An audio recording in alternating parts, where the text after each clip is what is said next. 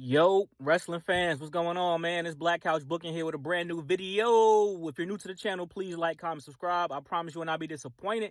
And if you're old to the channel, Couch Crew, you already know the vibes, man. Hope you guys are ready for a brand new upload today. Back in my fantasy booking bag, man. I love coming up with stories and, different theories and theories, wink, wink, things of that nature for these wrestlers. And today, man, we'll be starting a brand new series called From Jobbers to Main Eventers, where I chose 3 individuals in particular, and I will give all 3 of them a story that's going to take them from jobber to main eventer. I got energy. I'm ready to go, man. I feel good. I'm feeling great. Hope you guys are feeling great, man. Leave your thoughts in the comment section down below. Let me know if you got any different thoughts, any different directions, any different talking points. Let's get back in the old fantasy booking bag. This is why we do wrestling. We love wrestling. We think we know more than the booker. Let's talk about it. So, I'm going to start off with my girl, my favorite out of the 3, Zoe Stark. I love Zoe Stark. Ever since she came to the main roster, I just saw something in her that a lot of other people did not see. She had a great run in NXT, in my opinion. Did not get the championship, but had some great stuff with Io Sky. They were the first odd couple besides Zarya and Sol Ruka, and even before, if I'm not mistaken, Tatum Paxley and Lyra Valkyria. So you could say Zoe Stark and Io Sky was the first odd couple doing sushi dates, not understanding what Io talking about, end up winning the tag team championships, having good matches and all those type of things. And she had momentum on the main roster, man. She did stuff with Becky Lynch. She did stuff with Trish Stratus. It looked like Zoe Stark was on her way, but they never finished that storyline. Fast forward, she's doing stuff on the main roster. She was with the stud line and things of that nature. Then she got hurt in a match with Kairi Sane. So this is how you make Zoe Stark go from jobber to main eventer. She was on the right trajectory. Zoe Stark was doing something on Twitter, which I never thought I would see in 2025. She was doing the right to censor gimmick on Twitter. She was calling out all the girls for just showing off their breast and their ass and being thirst traps and all those type of things. Zoe Stark was doing that. She was doing that on Twitter, and it was getting over. For WWE, of course, WWE doesn't look at their superstar social media because they don't capitalize on stories that's right there. These superstars be creating their own storylines on social media, and WWE never capitalizes on them. New Day is the only one who got lucky and was able to capitalize off of a story for WWE when they was doing the burial of the New Day, the death of the tag team championships, and whatever the case may be. So, this is what you do. As soon as she's come back from injury, Zoe Stark comes back. She comes back, right? The first person she need to go after is Kairi Sane. So you start Zoe Stark off as a baby face.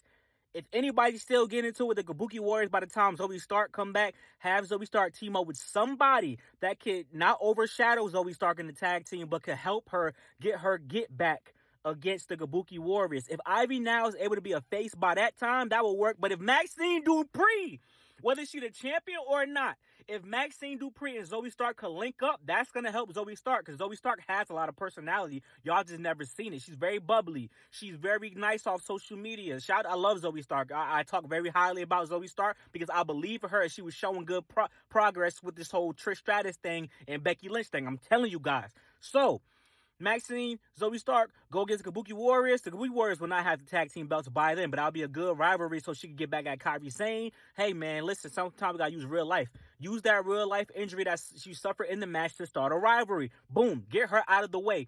Then, if Trish Stratus could come back for anything else, she could come back to face Tiffany Stratton. You could come back to do the job for Zoe Stark. Trish Stratus comes back as a heel against Zoe Stark. Boom, boom, boom. They have a match. Zoe Stark is over after beating Trish Stratus in a barn burner match. The match itself has to be sensational. Zoe Stark beats Trish Stratus, gives Zoe Stark theme song is enough.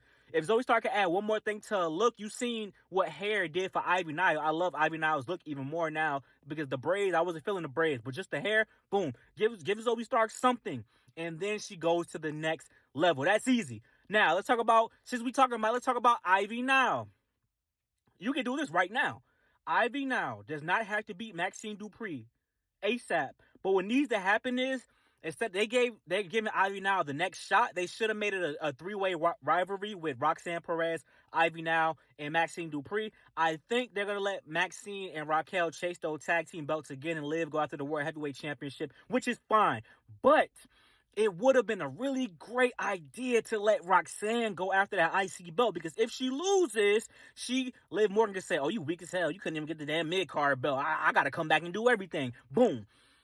If she wins, even better. Well, I got a singles championship. Liv Morgan, you back. You don't got no title, no nothing. Raquel, come me to the ring real quick. Boom. So that helps a whole nother story that got nothing to do with Ivy Nile.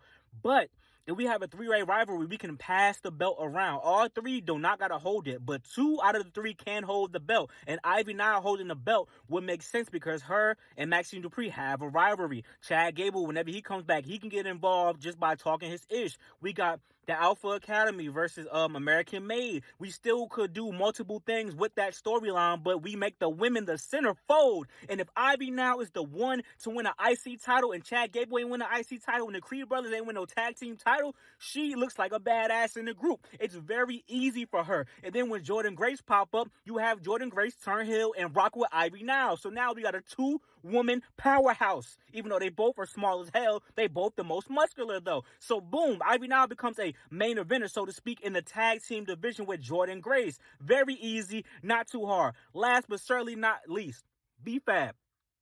Now this one, you got to go a whole nother route. B-Fab must become a baddie. She got to become a baddie in Jade Cargill's stable. Mia Yim is fighting for B-Fab's honor, but B-Fab turns on Mia Yim and joins Jade Cargill, and B-Fab is the first initiate of the WWE version of the baddie section. And B-Fab and Jade Cargill are going crazy. They're terrorizing Chelsea Green and Alba Fire. They're terrorizing Charlotte Flair and Alexa Bliss. They're terrorizing every woman pairing in the locker room, whether they're on Raw, SmackDown, or NXT. Because B-Fab's majority of B-Fab's wins are going to come from NXT. People that she's terrorizing. The Ren Sinclairs, the Thea Hells. Joe Hendry can't do nothing about it because Jade Cargill will choke his ass out. So, we do all that, right? B-Fab wins the United States Championship while Jade Cargill is still the WWE Women's Champion. So we got 2 women who are going crazy. Now I know what you're thinking. What about the third baddie? Well, we go to NXT, we find a third baddie. It could be Jada Parker. It could be somebody from Evolve. It could be anybody. Preferably somebody from Evolve or someone who's low on the NXT card that could develop under them. Maybe you make Tyra May heel instead of being the next gold medalist that's going to ultimately fail because that gimmick never works for nobody but Kurt Angle. She adopts a whole new gimmick and she's under them and she's learning from, Jade Cargill and B-Fab, and then you have the baddie section going crazy in WWE. But B-Fab winning that Women's United States Championship after terrorizing people with Jade Cargill, they're both 2 very tall women.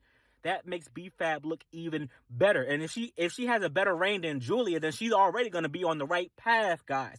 This is how you make these women go from jobbers to main eventers. And I know what you're thinking. How are they main eventers if you put them on the mid card? It's a step-by-step progression. These women are on the low card. They're not even on the mid card. Just because Jade Cargill and B-Fab had a match don't mean that B-Fab's a main eventer. They're on the low card. So if we go from step 1 to step 2, that's already taking them closer to the next level. And then you have justification for why B-Fab could get a shot at the Women's Championship after Jade Cargill loses. You have justification of why Ivy Nile could get a shot at the Women's World Championship against Stephanie Barker, which will be a banger match. You have justification of why Zoe Stark beating Trish Stratus. Why shouldn't she be a highlight in the Royal Rumble for the women?